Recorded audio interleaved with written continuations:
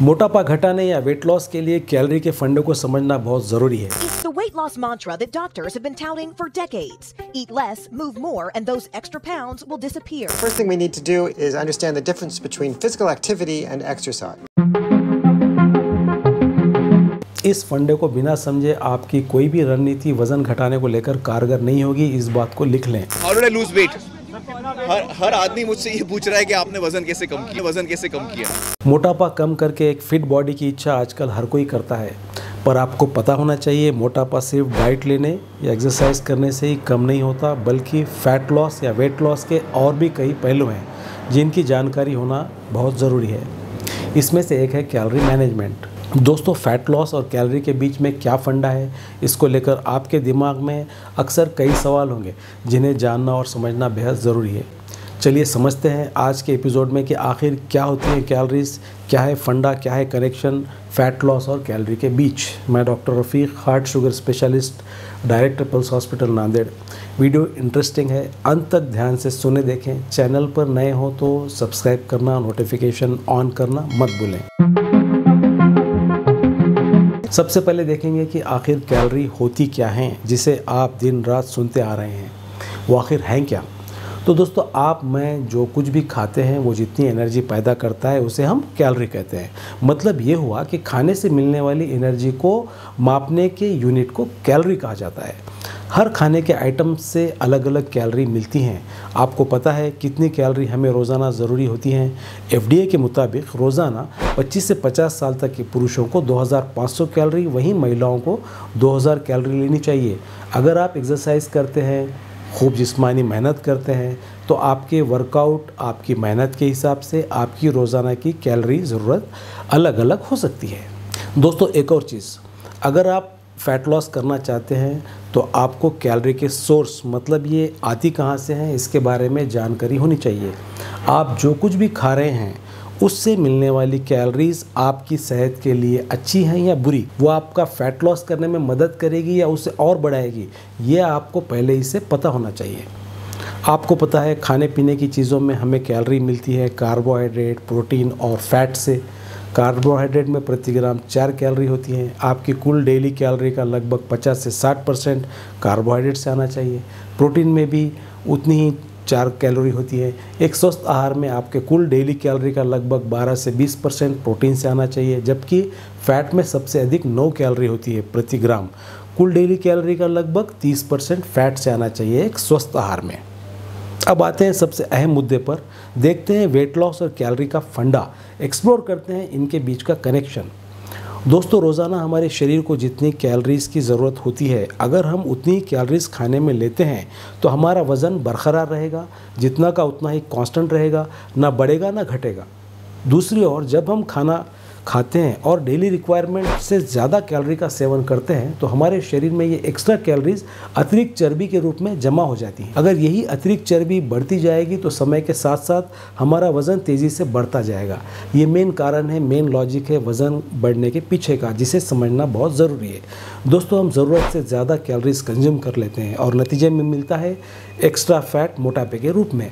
इसके बिल्कुल अपोजिट, अगर हम रेगुलरली खाने में रिक्वायर्ड कैलोरीज से कम कंज्यूम करते हैं तो हमारी चर्बी का ब्रेकडाउन होता है कैलोरी और एनर्जी की कमी की भरपाई करने के लिए। नतीजे में वज़न घटता नज़र आता है। जी हाँ, वेट लॉस होता है जो हम चाहते हैं। यह है मेन लॉजिक डाइटिंग के पीछे का। मिसाल के तौर पर समझाने के लिए मैं हमेशा अपने पेशेंट्स को कहता हूं कि आपका वज़न मान लीजिए बैंक अकाउंट बैलेंस जैसा है और कैलोरीज पैसे। आप जितने ज़्यादा पैसे अकाउंट में भरते जाएंगे और उन्हें कम खर्च मतलब अकाउंट से निकालेंगे नहीं, उतना ही बैंक बैलेंस आपका बढ़ता रहेगा। यहाँ मान लीजिए वज़न बढ़ेगा। इसके अपोजिट, अगर आप अकाउंट में पैसे नहीं या कम डालेंगे और रेगुलरली निकालते रहेंगे, ज़्यादा खर्च करते रहेंगे, तो नेचुरली बैंक अकाउंट आपका कम होगा। समझने के लिए मतलब वज़न कम होगा। इसका सीधा सीधा ये मतलब है कि अगर आपका वज़न कम करना चाहते हो तो आपको अपने खाने में कैलोरीज कम से कम कंज्यूम करनी होगी और उन्हें ज़्यादा से ज़्यादा बर्न खर्च करना होगा। तो दोस्तों, अगर आप वेट लॉस करना चाहते हैं तो आपको उमूमन अपनी रोज़ाना की कैलोरी में से 500 कैलोरी कम करनी चाहिए। ये 500 का फिगर कम ज़्यादा हो सकता है, डिपेंडिंग अपॉन आपको कितना फास्ट वेट लॉस रिजल्ट चाहिए। मान लो आपके शरीर को रोज़ाना 2000 कैलोरीज रिक्वायर्ड हैं तो आपने सिर्फ 1500 तक कैलोरीज ही कंज्यूम करना चाहिए। इस दौरान आपको कार्बोहाइड्रेट से मिलने वाली कैलोरी को बिल्कुल ही कम कर देना है और प्रोटीन से मिलने वाली कैलोरी को बढ़ाना है। इसका मतलब ये हुआ कि खाने पीने की जिन चीज़ों में कार्बोहाइड्रेट की मात्रा ज़्यादा है, जैसे अनाज, चावल, गेहूँ, बेकरी आइटम, स्वीट्स वगैरह, उनका सेवन करने से आपको हर हाल में बचना है और प्रोटीन वाली चीज़ें ज़्यादा लेना है, जैसे पनीर, दूध, अंडा, मछली, चिकन वगैरह। इसका सबसे बड़ा फ़ायदा ये होगा कि आपकी बॉडी एनर्जी के तौर पर बॉडी में मौजूद फ़ैट को बर्न करना शुरू कर देगी, क्योंकि कार्बोहाइड्रेट उसके पास कम है। दूसरा फ़ायदा ये है कि प्रोटीन की मात्रा बढ़ाने से आपकी जितनी मसल्स वेट लॉस जर्नी में लॉस करेगी वो रिपेयर भी हो जाएंगी, शेप मेंटेन रहेगा, यानी वज़न घटने के बाद आपकी स्किन और मसल्स थुलथुली लूज़ नहीं होंगी, इनमें टोनिंग के साथ एक अच्छी शेप भी आएगी।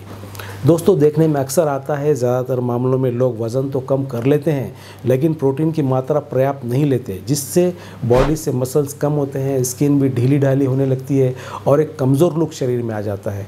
तो आखिर में दोस्तों, अगर आपको वेट लॉस करना है तो कैलोरी कंजप्शन कम करने के साथ साथ खर्च भी इन्हें ज़्यादा से ज़्यादा करना होगा, तभी जाकर बात बनेगी और आपका वज़न कम होगा। रेगुलर जिम जाएं। अगर आप जिम जाकर एक्सरसाइज नहीं कर सकते तो फिर आपको कम से कम रोज़ाना 45 मिनट बाहर पार्क में, कोई मैदान में या और कहीं खुली जगह जाकर फिज़िकल एक्टिविटी जैसे जॉगिंग, साइकिलिंग, रनिंग वगैरह करनी होगी, जिससे आपकी कैलोरी बर्निंग में बढ़ोतरी हो, बैलेंस बना रहे। ध्यान रहे, टेक होम मैसेज, आप जितनी कैलोरी कंज्यूम करते हैं उससे कहीं ज़्यादा आपको बर्न करना होगा, तभी आपका वज़न कम होगा और मोटापा कभी आपके पास नहीं फटकेगा। हमेशा याद रहे, कैलोरी कंजप्शन कभी भी हमेशा कैलोरी बर्निंग से कम रहे। मतलब साफ़ है, खाना पीना लिमिटेड, कम से कम और ज़्यादा से ज़्यादा वर्कआउट। इस बात पर ध्यान दें।